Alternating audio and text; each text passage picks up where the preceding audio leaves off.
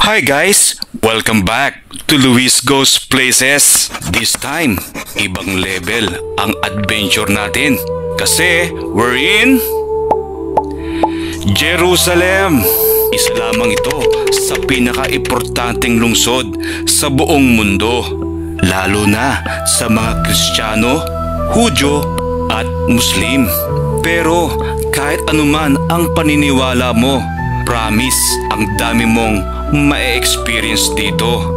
Nandyan na ang history, culture, spirituality, all in one place. So tara, samahan niyo ako sa isang lakad na puno na naman ng kwento at maraming dasal.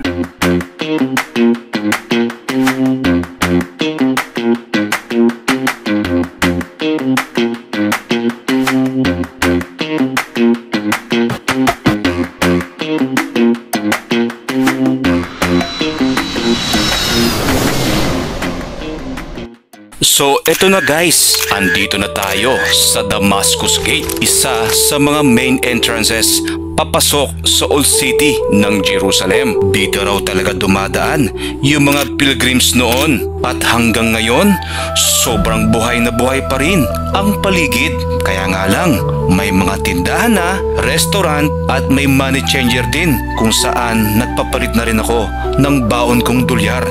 Yung $200 ko nga inabot din ng mahigit 700 sa pera nila or Israel New Shekel. Ito ang monetary unit ng Israel. Dito rin kami nagsimula sa lakad papunta sa Church of the Holy Sepulchre kung saan daw ipinako, inilibing at muling nabuhay si Jesus. At ngayon papasok na tayo sa Via Dolorosa. Ito yung path na sinasabi nilang nilakaran ni Jesus habang pasan niya ang krus. May 14 na istasyon dito. Bawat isa may kwento ng paghihirap, sakripisyo at pag-ibig. Nag-Station of the Cross na rin kami, kaya nga lang hindi namin nabuo lahat ng istasyon. Medyo mahaba-haba rin kasi ang eksplanasyon ng tour guide sa bawat istasyon. Limited lang kasi ang oras namin. Baka kasi di na namin makita or mapuntahan pa yung ibang importanteng lugar. Pagpasok ko sa loob ng Church of the Holy Sepulchre, ang daming pwedeng puntahan. Pero isa sa mga unang ginawa ko ay ito, ang magsindi ng kandila. Hindi ko sure kung wish ba talaga to o dasal. Pero sabi nila, kahit anuman yang nasa puso mo, pwede mong ialay dito. Tahimik, amoy kandila, and somehow, parang may peace na di mo ma-explain. Isa sa mga pinaka-inaabangan dito ang makapasok sa mismong tomb of Jesus. Siyempre, eto na naman tayo. Kailangan ulit pumila. Mahaba pero worth it.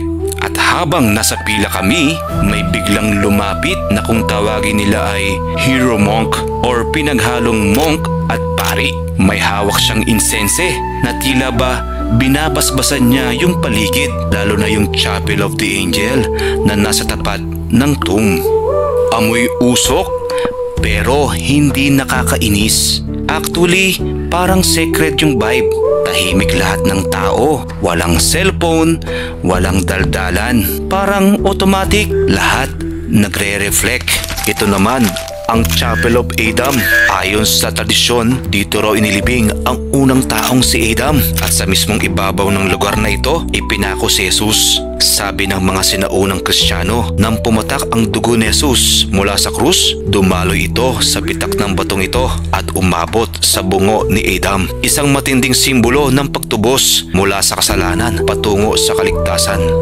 Hindi lang ito lumang bato sa ilalim ng simbahan. Para sa akin, paalala ito kung gaano kalalim ang pagmamahal ng Diyos. Tahimik man ang paligid, pero malakas ang mensahe. Ito ang kwento ng sakripisyo, pag-ibig at bagong simula mula kay Adam hanggang kay Kristo. Isang makapangyarihang simbolo ng pagtubos mula sa kasalanan. Ang lalim ng kahulugan, no?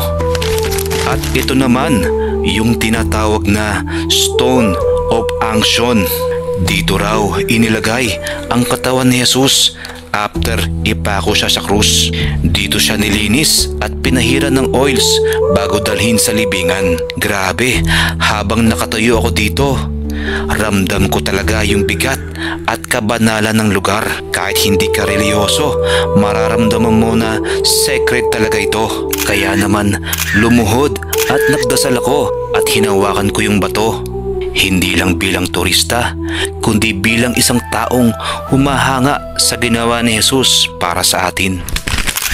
At eto na siguro yung pinakamaikling part ng buong experience ko na ito. Pero ito rin yung pinakamabigat. Pagpasok ko sa loob ng tomb, sobrang sikip at sobrang tahimik. Halos wala ng ibang sound kundi yung paghinga ko. Walang fancy lights, walang music, just this ancient stone believed to be where Jesus was laid to rest. Nagdasal ako ng sandali at sa mga moment na yon, parang lahat ng ingay ng mundo nawala. Alam kong hindi namin nakita lahat dito sa Jerusalem. Kinulang na kasi kami ng oras. Kasi ba naman, sobrang daming kailangang puntahan. Pero yung mga napuntahan na namin, sapat na siguro para maramdaman ko kung gaano kahalaga ang lugar na ito. Whether you're religious or not, this city has a way of making you stop and think. At syempre, hindi kumpleto ang trip ko kung walang souvenirs. Dito sa gilid ng daan, papunta sa Kalbaryo, sobrang daming shops. May rosaries, crucifix, olive wood carvings at kung ano-ano pa. May mga items na gawa mismo ng locals. Kaya naman support local tayo. Kaya ayan, medyo marami din akong nabili.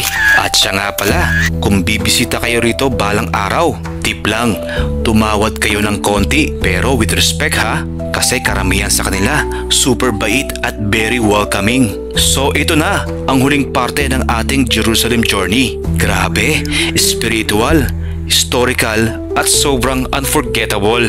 Thanks for joining me again sa isang napaka-special na trip na ito. This has been Luis Goes Places. Kita-kits ulit tayo ha sa next destination. Hanggang sa muli!